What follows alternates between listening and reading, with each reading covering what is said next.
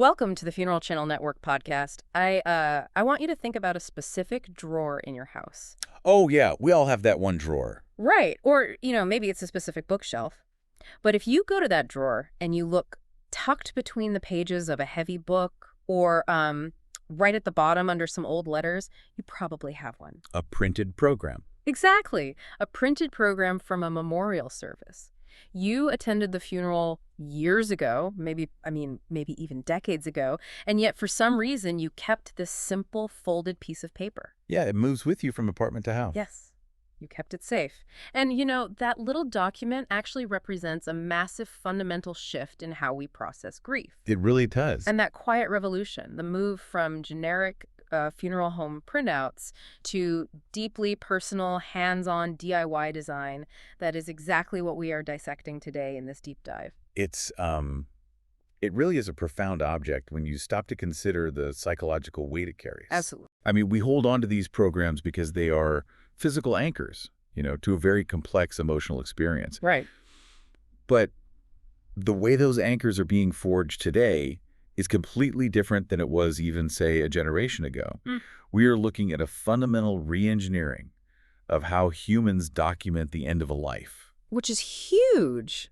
It is. It touches on technology, on cognitive science of grieving, on graphic design, and, of course, the history of the death care industry itself. Okay, let's unpack this, because on the absolute surface level, if an alien came down and looked at this piece of paper, they would just say we are talking about a schedule of events. It's an itinerary, yeah. Right. It's a piece of paper that says who is speaking, when the music plays, and where to go afterward for a sandwich. Exactly. So let's start with the baseline architecture of this thing. We're using this really incredible source guide today titled Honoring Legacies Through DIY Funeral Program Templates. It's a fantastic breakdown. It really is. Yeah. And it shows how the traditional order of service program essentially has two very distinct, sometimes competing jobs. It has a functional administrative job and an emotional legacy-bearing job. Right. And if we look at the functional side first, the document is, at its core, a wayfinding tool. A wayfinding tool, I like that. Yeah, it walks the guests through the sequence of events. Opening music, prayers or readings, the eulogies, musical tributes, all the way down to the closing or committal. Right. You have to put yourself in the mindset of a person attending a funeral. They are stepping out of their normal daily rhythm and entering a space entirely dedicated to loss. It's totally disorienting. Highly disorienting. Without this program, guests are essentially adrift in this really emotional, unpredictable environment. Yeah. They don't know when certain elements are taking place. They don't know who is stepping up to the microphone next. So the order of service provides psychological structure. Structure in the chaos. Exactly. It provides clarity, which in a moment of communal grief and elevated anxiety is absolutely essential. It helps the ceremony flow without friction. It's like the architecture of the hour. It tells you where you are in the emotional process. That's a great way to put it. When it's time to stand, when it's time to sit, and how close you are to the end. But then there's the second job, right? The emotional job. Yes, the legacy piece. Right. It's not just a schedule, it's a canvas. It holds a portrait on the cover, a short biography inside, maybe some deeply personal elements like poems, scriptures, or meaningful quotes that the person lived by. Yeah. And for a very, very long time, the creation of this canvas was entirely out of the family's hands. It was. And to understand why this DIY shift is so revolutionary, we have to look at the historical context of the death care industry. Right. Take us back. So if you go back to the late 19th and early 20th centuries, deaths transitioned from something that happened in the home. Where they literally did it in the living room. Literally the living room. The family washed the body, built the coffin, held the wake right there. But then it shifted to an institutionalized process managed by professionals. Oh, I see. The funeral industry basically monopolized the logistics of death, and that included all the printed materials. For decades, funeral homes handled the design and printing of these programs almost exclusively.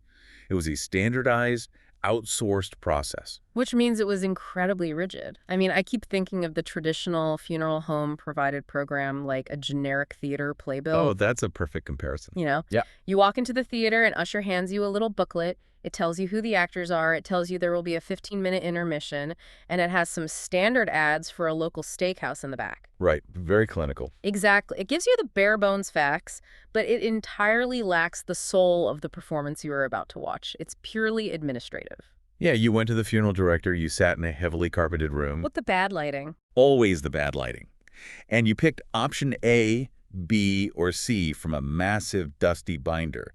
Maybe you got to choose between a picture of a dove, a sunset, or, I don't know, some praying hands. Yep, the classic clip art. Right. You handed over a physical photograph, and they took care of the rest. It was a transaction. The completely sanitized transaction. Exactly.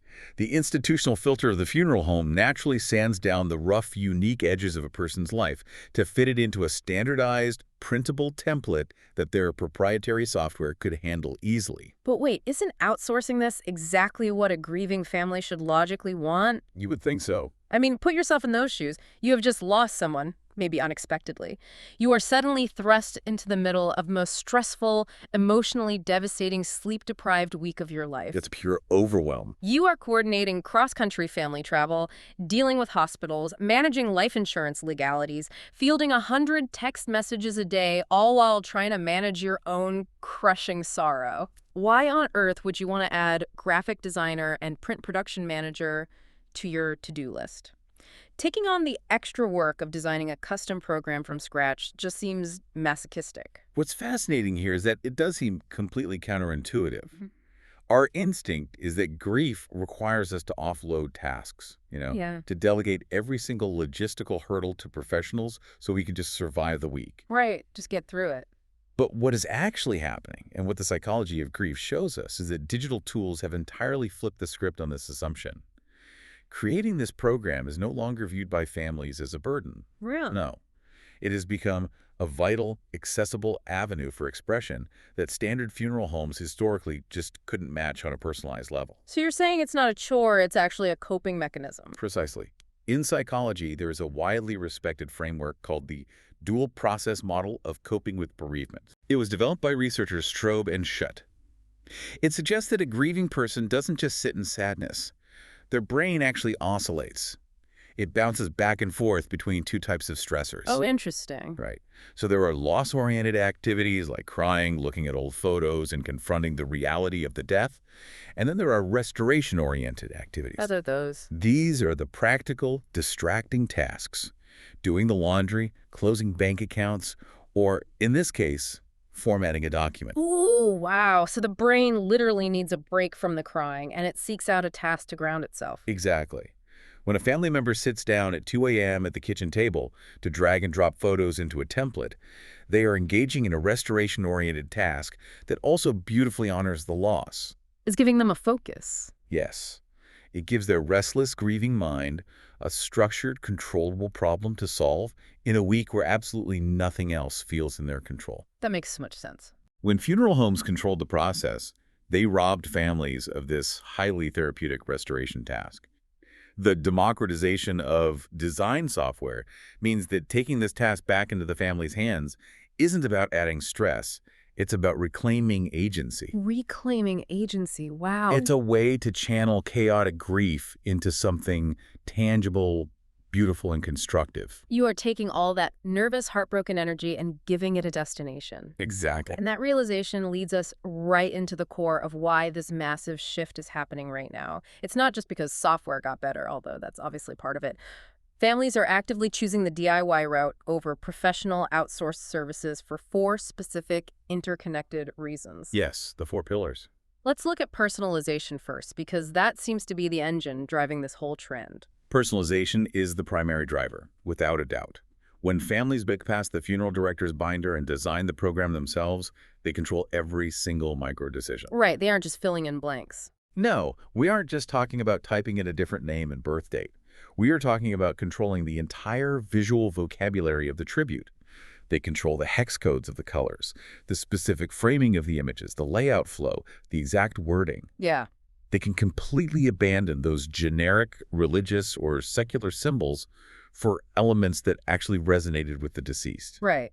Instead of being forced to use a pre-loaded clip art image of a sunset over a generic ocean, You can use a higher resolution photograph of their actual favorite hiking trail in the Cascades. Exactly. Or, a picture of their prized heirloom tomato garden.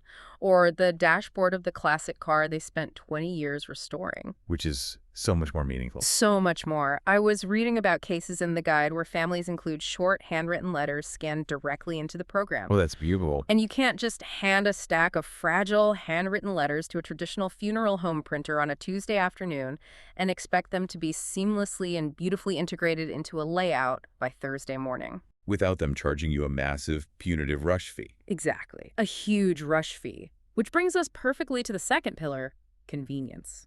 Which, again, sounds like a paradox. It does. How is doing it yourself more convenient than paying someone else to do it? But we have to remember the intense time compression of funeral planning. Funerals are planned in incredibly short, almost impossible time frames. Usually have mere days between the passing and the service. It is a blur. A total blur. Traditional professional graphic design, even at a local print shop, takes time. There's a workflow. There are rounds of proofs, back and forth emails, formatting adjustments, waiting for the designer to get back from their lunch break. It's like corporate project management happening while you are barely able to remember your own name because you're grieving. Exactly. You're waiting on a PDF proof from Dave at the print shop while trying to write a eulogy. Right. But these modern DIY templates completely circumvent Dave at the print shop. They offer a prepared, professionally balanced layout that requires zero graphic design experience to manipulate. The underlying architecture, the margins, the text box alignments, the photo aspect ratios, is already solved by the template creator. The family simply drops their unique content into the pre-existing structure. And they can do it anytime. Exactly. Because it's their software, on their laptop. It operates entirely on the timeline of the grieving family. If inspiration strikes at 3:00 a.m., they can finish the program at 3:00 a.m. They don't have to wait for business hours. That is a profound type of convenience. And speaking of print shops and business hours, we cannot ignore the third pillar, the financial reality of this shift. The cost. The cost. The markup in the death care industry is historically astronomical. Printing services funneled through funeral homes or specialized bespoke memorial printers can significantly inflate the overall cost of a funeral. Tremendously. And let's be real, funerals are already staggeringly, sometimes ruinously expensive for the average family. We're talking thousands and thousands of dollars before you even get to the flowers and the paper goods. It is a major financial burden and often an unexpected one. Bypassing the professional printing upcharge is a highly practical financial workaround. A necessary one for a lot of people. Absolutely. By utilizing a pre-made digital template and printing the programs themselves at home, or even just taking the digital file to a standard big box copy shop, families are redirecting hundreds, sometimes thousands of dollars. Which is huge. They are drastically reducing their expenses without compromising on the dignity, the weight, or the aesthetic beauty of the final result. You are essentially cutting out a middleman who, frankly, doesn't know your family anyway. And cutting out that middleman does something incredibly important to the tone of the document. It removes the institutional translation. Institutional translation. Yeah. When you use a funeral home service, you are telling a stranger your memories, and they are translating those memories into their software. Something always gets lost in translation. That makes sense. By doing it themselves, the family's raw, unfiltered emotion translates directly onto the page. There is no corporate filter. The family speaks directly to the guests sitting in the pews. That is the emotional value right there, the fourth pillar. But let's ground this in reality for a second. Having the deep emotional desire to create this unique, direct-to-guest tribute is one thing. Wanting to do it is beautiful. Right. But actually sitting down at a computer, staring at a screen, and possessing the technical skill to execute it without it looking like a chaotic, unreadable ransom note is entirely different. Oh, absolutely. How are everyday people pulling this off? Because historically, page layout required serious software. You needed Adobe InDesign or Quark Express back in the day, and you needed to know what a master page was. How is the average person bypassing this massive technical hurdle? This is where the technological revolution of the last 10 years comes into play. We are talking about highly complex, expensive software suites that take months to learn and require a subscription. Think of Right.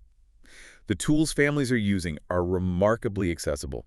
We are talking about everyday software that people already know how to use from their office jobs or their kids' school projects, things like Microsoft Word, Apple Pages, and increasingly cloud-based design platforms like Canva. Software that you probably already have sitting on your laptop's hard drive right now, or that you can access completely for free just by opening a web browser. Right. And dedicated template providers like the funeral program site, which the source mentions, and various independent designers on platforms like Etsy have built entire ecosystems around this. Ecosystems of templates. Yes, they offer these highly specific, pre-designed, themed layouts. You download a file, you open it in Microsoft Word, and the complex aesthetic work is already done. It's just drag and drop. The watercolor floral background, the scenic mountain landscape, the modern minimalistic geometric borders, they're already locked onto the page. The typography pairings are already chosen. The color schemes are professionally coordinated so they don't clash. So the subjective aesthetic decisions, the ones that require a trained eye for design, like knowing exactly what shade of deep navy blue perfectly complements a muted gold serif font without looking gaudy, those decisions are made for you by a professional designer. Exactly. You don't have to guess. You just have to make the structural choices. And this blew my mind when I was reading the guide because I always just pictured a memorial program as a piece of paper folded in half. The standard bifold. Right. But there are actually multiple standard architectural choices for how to fold and present this information. Let's walk through the mechanics of these layouts. First, you have that baseline, the standard bifold. The bifold is the workhorse of the industry. It's the classic format. You take a standard 8.5 by 11 sheet of paper, you fold it exactly in half down the middle, and you instantly create 4 distinct panels. Front, back, and 2 inside. Right. You have the front cover for the portrait and dates, 2 facing inside pages for the order of service and the obituary, and a back cover for acknowledgments and pallbearer lists. Very traditional. It's incredibly straightforward. It's immediately familiar to anyone who has ever attended a church service or a school play, and it provides just enough space for the essential sequence of events and a highly distilled summary of a life. But what happens when the person who passed had a massive, complex life? Maybe they were an immigrant who lived on 3 continents, a decorated military veteran, a small business owner, and the patriarch of a massive extended family. 4 panels suddenly isn't enough to contain that legacy. Not at all. If you try to cram all of that into a bifold, it's going to look like a phone book. So how do families solve the space issue? That's where you step up to the trifold. Exactly. The trifold uses a slightly different paper orientation and folds in on itself to create 6 distinct panels, 3 on the front, 3 on the back. It offers significantly more real estate. That extra panel makes a big difference. It really does. This is excellent for families who perhaps have a longer, more involved sequence of service with multiple speakers and musical acts, or who want to dedicate a full, uninterrupted panel purely to a photographic timeline of the person's life, or a long multi-stanza poem without crowding out the necessary logistical information. And if even that isn't enough space, if you really want to create an archive, you move into the booklet layout. Yes, the booklet. This is essentially taking multiple bifolds, nesting them inside each other, and stapling them down the spine. This is where you see the comprehensive storytelling. You can have 8, 12, even 16 pages. 16 pages. You see extensive photo collages, multi-page, detailed biographies, family trees, and letters from grandchildren. It's literally a small, published book of a person's life. The booklet format is particularly popular for very large, high-profile services, or, as you said, for individuals whose lives were incredibly multifaceted. It ceases to be just an order of service and truly becomes a substantial, long-lasting keepsake. It requires more effort to print and assemble, usually requiring a saddle-stitch stapler, but the result is undeniably impressive. Okay, those 3 make logical sense to me. They are just escalations of space.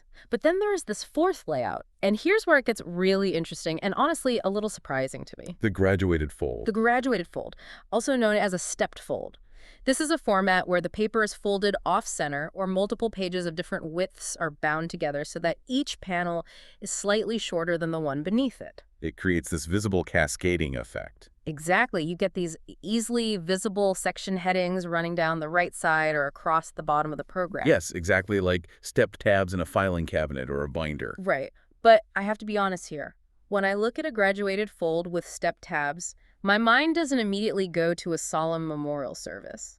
Where does it go? My mind goes to a slick corporate brochure trying to sell me a timeshare in Florida. Or like a high-end, heavily produced menu at a fusion restaurant. It feels very marketing heavy. It feels a bit cold for a funeral. Why are grieving families choosing a tabbed brochure? It's a completely fair reaction. Aesthetically, it does borrow heavily from corporate and marketing design, but if we look closer at the intention behind it in this specific context, it is actually a brilliant piece of empathetic design. Empathetic design. How so? We have to consider the cognitive state of the guests at a funeral. Think about the neurological state of someone sitting in those pews. Okay, they're probably pretty overwhelmed. They are grieving. They are severely distracted. They might be actively crying. Their hands might be shaking. Their sympathetic nervous system is highly activated. Fight or flight mode, basically. Exactly. In that state, working memory and executive function are severely impaired. They are not in a cognitive state to be fumbling through multiple dense pages, trying to skim paragraphs of text just to figure out what song the organist is currently playing or who the person stepping up to the microphone is. Oh, wow. I hadn't thought about the biology of it. Right. The graduated fold acts as a cognitive shortcut. It allows those emotionally overwhelmed guests to instantly visually navigate the service. Without reading everything. Yes. They can just look at the exposed tabs. They see the tab that says eulogy or committal or musical selection without having to search or turn a single page. That's brilliant. It drastically reduces the cognitive load for people who are already at their absolute emotional limit. So while it might look a bit corporate on the surface, its function is deeply considerate. It's designing for people in distress. That is incredible. You're making the physical document as frictionless as possible so they can just focus on their feelings, on their breathing, and on the ceremony itself rather than feeling lost in a booklet. Exactly. That completely changes how I view that layout. But okay, let's say you have chosen the architecture. Whether it's the simple classic bifold or the highly empathetic graduated fold, you are now faced with arguably the most emotionally grueling and daunting task of the entire process. Filling it. Yes. You have downloaded this beautifully structured, color-coordinated template, and it's full of blank placeholder text. It says, insert name here and insert photo here. You have to fill those empty boxes with a lifetime of memories. You have to curate a human being. Curating a life is an immense, sometimes paralyzing responsibility. It's an editorial process applied to a human soul. That's a heavy way to put it. But there is a standard expected rhythm to the content. You almost always have the formal portrait on the front cover, usually the person looking their best, looking directly at the viewer. The classic shot. Right. Inside the tone shifts. You have the candid photos, the childhood black and whites, the awkward teenage years, the hobby photos, the travel memories, the photos with the dog. The real them. The real them. You have the obituary or the life tribute, which synthesizes their accomplishments and their deepest relationships. Then you have the personal messages, the acknowledgments thanking the hospital staff or the hospice nurses, and those comforting elements like poems or scriptures. But it's not just about dumping all of this into the template.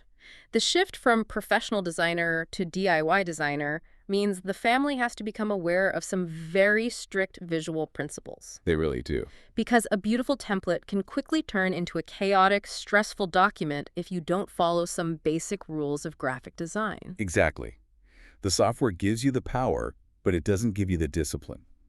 One of the primary rules is the necessity of high-quality, sharp photos. Which is harder than it sounds. It is. In the digital age, we have thousands of photos on our phones, but many of them are compressed, low resolution, or blurry.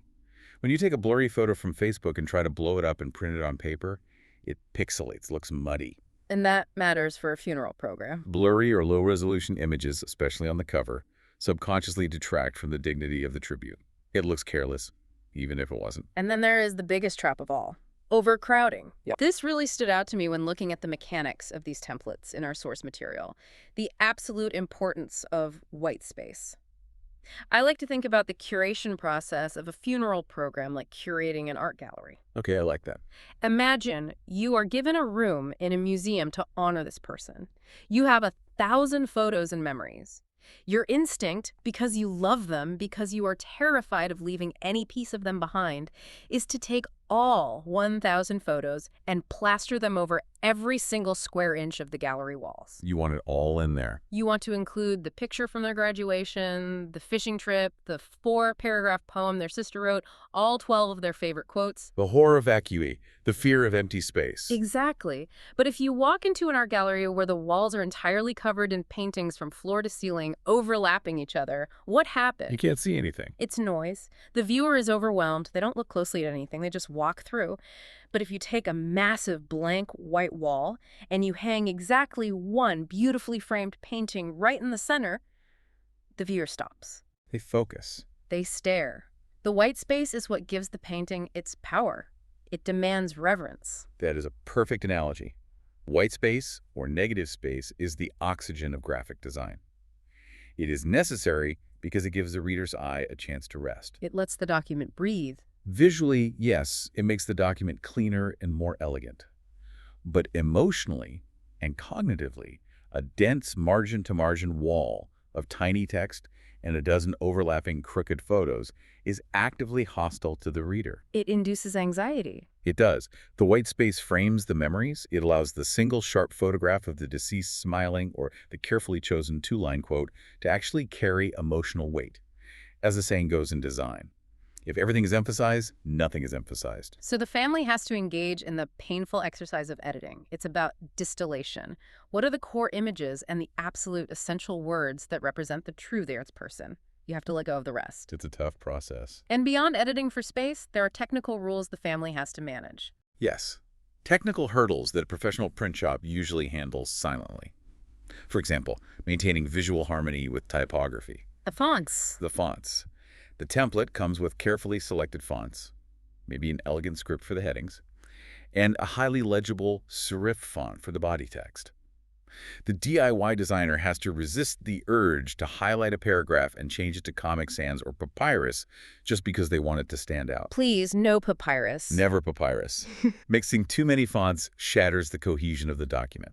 And what about the actual mechanics of preparing a file for print? I'm thinking about things like bleed. I didn't know what this was until recently reading this guide. Oh, bleeds are tricky. If you buy a template with a beautiful floral border that goes all the way to the edge of the paper and you just hit print on your standard HP inkjet at home, it doesn't print all the way to the edge. It leaves an ugly quarter-inch white border all the way around the paper. Right, because standard home printers physically cannot print all the way to the edge.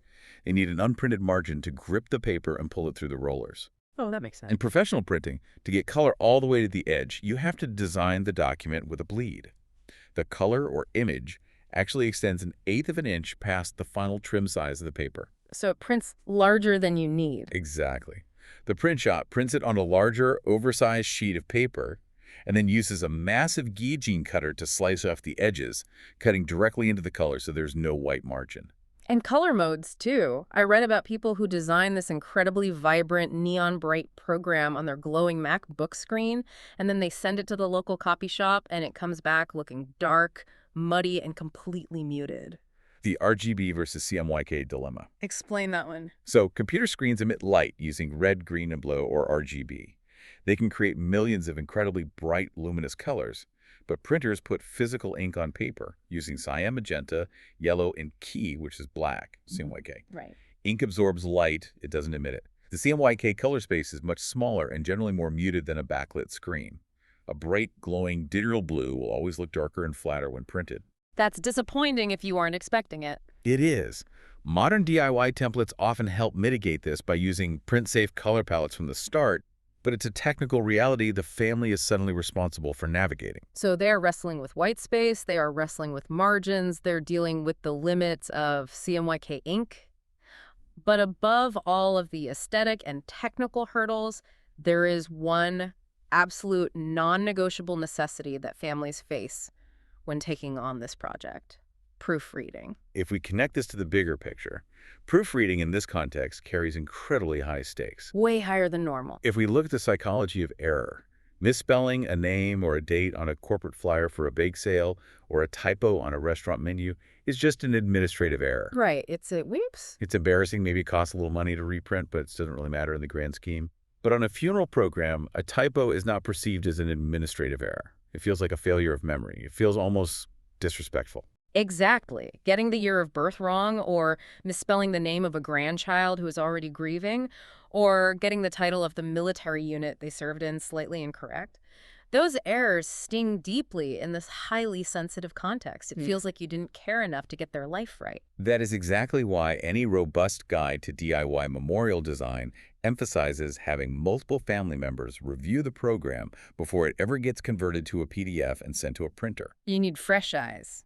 The DIY creator becomes temporarily blind to their own work after staring at the screen for 6 hours. Having three different ants proofread the dates isn't just about catching a misplaced comma. It's a built-in community support system. I love that. It's the family collectively verifying the facts of the life they're honoring. It acts as a safety net. Hmm. And it also brings more family members into the process, even if they aren't the ones manipulating the software. The aunt who checks the dates, the cousin who confirms the spelling of the hometown, they become part of the creation process. They share the burden. They absolutely do. So, let's say you have survived the gauntlet. You have curated the memories, you've embraced the white space, you've wrestled with the bleed lines, and the family has verified every single syllable. You have the perfect final digital file. The masterpiece. Yes. Now you have to cross the threshold from the digital realm into the physical world. You have to print it. And that brings up an entirely new set of physical and surprisingly digital logistics. Let's talk about the final polish, printing and distribution. The physical production is where the digital intent becomes a tangible reality. You can use a high-end photo printer at home if you have the right equipment, or you can send the file to a local print shop or an online specialized printer. Sure. But the crucial variable here isn't necessarily the brand of the machine doing the printing, it's the medium itself. The paper choice is paramount. I love this aspect of the process because it relies entirely on human biology and sensory design. The guides always mention choosing heavier paper or cardstock for a durable, elegant feel. They mention glossy photo paper to make images vibrant, matte finishes for a softer, more traditional look, or even heavily textured linen paper for visual and tactile interest. The simple act of choosing between a smooth matte finish and a textured, heavy cardstock forces families to think about the physical, tactile legacy of the person. It engages a psychological concept called embodied cognition. Our brains heavily associate physical sensations with abstract concepts. Break that down for me. How does that apply to a folded piece of paper? Embodied cognition suggests that if we hold something physically heavy, our brain subconsciously assigns more gravity or importance to the subject matter.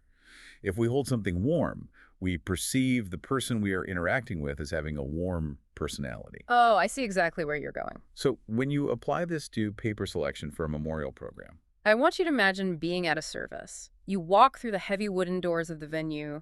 The usher greets you and hands you the program. If they hand you a flimsy piece of standard 20-pound copier paper, the kind of paper you use to print a shipping label, it feels ephemeral. it feels cheap. It feels like a grocery receipt. The paper itself is telling your brain this is disposable. Right. But if the usher hands you a thick 100-pound textured linen cardstock, the sheer weight and friction of the paper subconsciously signals the gravity of the tribute. You hold it differently. You handle it with care. You're aware of it. You are far less likely to thoughtlessly fold it in half and shove it in your back pocket. The paper itself demands respect before you have even read a single word. Precisely. The physical medium carries the message just as much as the ink printed on the page. A matte finish on thick stock absorbs light and feels permanent, historical, almost archival. And glossy. A high-gloss finish reflects light and makes the colors incredibly vibrant, making the photographs feel immediate and alive. These are subtle, profound psychological cues that families are learning to control through these DIY processes. They are manipulating the sensory experience of their guests. But the physical piece of paper, no matter how heavy or beautifully textured, isn't the end of the line anymore. The modern funeral program has evolved beyond its physical borders. Yes. There is a massive digital extension to this process now. Families are sharing the digital PDF files via email blasts or uploading them directly to online memorial websites and Facebook groups. But the most fascinating bridge between the physical and the digital is the inclusion of QR codes right there on the printed back cover. This is a brilliant synthesis of the two worlds. By utilizing QR codes, families are fundamentally solving a geographical and temporal problem. How so? They are maintaining the traditional, highly tactile keepsake handed out by the ushers, the heavy cardstock you hold in your hand, that satisfies that embodied cognition while simultaneously providing global instant accessibility for relatives who simply cannot travel to the service. So picture this. You are sitting in the pew in Chicago, holding the physical program. You feel the texture of the paper. Meanwhile, your cousin, who couldn't get a flight out of London or couldn't get time off work, is sitting in their flat looking at the exact same digital PDF on their iPad at the exact same time. The experience is synchronized. Exactly. And the QR code on the physical program does more than just replicate the document, it expands it. It does. A guest in the pew can scan the back of the program with their smartphone, and that code might link to an extended digital gallery of 500 photos that couldn't fit in the layout. Or video. Yes, it might link to a 20-minute video montage on YouTube. It might link directly to a memorial fundraising page or a digital guest book where the person sitting in the pew can instantly type out a memory while it's fresh in their mind during the service. That's incredible. The QR code transforms the program from a closed loop into an open portal. It extends the reach of the memorial infinitely beyond the physical walls of the venue. It shatters the boundaries of the ceremony. It really does. So we've talked about the shift from funeral homes to living rooms. We've talked about the software, the margins, the cognitive science of the graduated fold, the white space, the heavy card stock, and the QR codes. A lot of ground covered. A lot of ground. But when you step back from the technical mechanics and synthesize this entire journey, you realize that this movement is pointing to something much deeper than just a late-night craft project. This DIY process fundamentally changes the family's relationship with their own grief. It provides a profound sense of purpose instead of logistical overwhelm. Yes. When families are sitting at the computer, sifting through hundreds of photographs, debating with their siblings over which poem best captures their mother's spirit, arguing over whether to use the serious professional portrait or the blurry, joyful candid from that one perfect Christmas, they aren't just trying to save a few $100s on professional printing costs. No, not at all. They are actively engaging with their loss. Sifting through those photos, arguing over the fonts, and writing those tributes isn't an administrative chore. It is the very first necessary step of healing. It's a way for the brain to process the absolute, shocking reality of the loss by forcing it to look at the evidence of the life. That is the crucial takeaway. Traditional, highly outsourced funerals where the funeral director kindly but firmly takes over every single detail can inadvertently leave families feeling like passive spectators in their own tragedy. Yes, you just show up where they tell you to show up. Right. They just show up where they are told, stand where they are told, and read what is handed to them.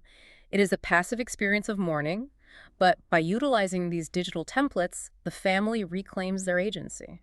They aren't just consumers buying a pre-packaged funeral service. They are the active authors of their loved one's final legacy. I love that. The active authors. They are putting their hands in the dirt, so to speak. They are building the monument themselves, pixel by pixel. And this reflects a much broader cultural shift. Over the last 2 decades, society has been aggressively moving toward highly personalized memorial services that celebrate distinct individuality, rather than adhering to rigid, standardized institutional formats. We no longer want ceremonies that look like everyone else's. Exactly. We want ceremonies that look, sound, and feel exactly like the unique, irreplaceable person who lived. The DIY template is the perfect technological tool for that cultural shift because it provides the necessary structure, the psychological guardrails to keep the family from feeling overwhelmed while leaving all the creative space open for brilliant, messy individuality. It's the ultimate combination of form and function. It provides the canvas, but you supply the paint. So we've traveled from the historical, monopoly-driven outsourcing of these documents to the modern reality where anyone with a laptop and an internet connection can become a legacy designer. It's been quite a journey. We've seen how democratized digital templates, varying architectural layouts like the highly empathetic graduated fold, strategic design choices concerning visual white space and typography, and the deeply tactile psychological paper selections have revolutionized this mundane object. Completely revolutionized it. It has transformed from a generic disposable playbill into a highly personalized, emotionally vital DIY project that actively aids the human brain in the grieving process itself. It is a truly remarkable evolution of a very traditional, overlooked object. So the next time you attend a memorial service and the usher meets you at the door and hands you that folded program, I want you to look at it differently. Pay attention to the details. Right. Don't just scan it to see how many speakers there are or how long the service will be. Take a second. Look at the font they chose. Feel the physical weight and the texture of the paper in your hands.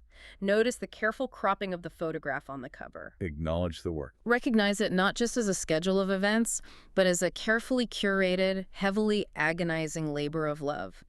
It is a physical artifact of a family's active grief and a tangible piece of their first step toward healing. And as we consider the rapid evolution of these programs, from generic funeral home binders to Canva templates to digital QR codes, there is a fascinating, slightly provocative thought to leave you with. Okay, I'm ready. We've seen how a simple paper template has evolved to bridge the physical and digital worlds. It raises an incredible prospect for the near future. How long will it be before these printed programs evolve entirely beyond static paper? What do you mean? Imagine a service 5 years from now. You're holding the physical, heavy cardstock program in your hand. But instead of just scanning a QR code to go to a website, the program itself is an augmented reality portal. Oh, wow. Imagine holding your phone's camera over the static cover portrait, and through your screen, the image instantly comes to life. It begins playing a video or an audio message directly from the person who has passed away, recorded before their death, specifically for this moment. That's intense. The static document transforms into a living, eternal conversation, speaking directly to you from across the boundary of time. That is wild to think about. A living, moving document of memory right there in the pew. But until that augmented reality future arrives, we still have the paper. We have the heavy matte cardstock that we fold up and take home. There we go. So go check that drawer or look under those old letters or inside that heavy book on your shelf. Find that old program you tucked away years ago. Hold it in your hands, feel the weight of it, and realize the incredible amount of love, labor, and intentional design that went into giving you that final, beautiful piece of someone's story.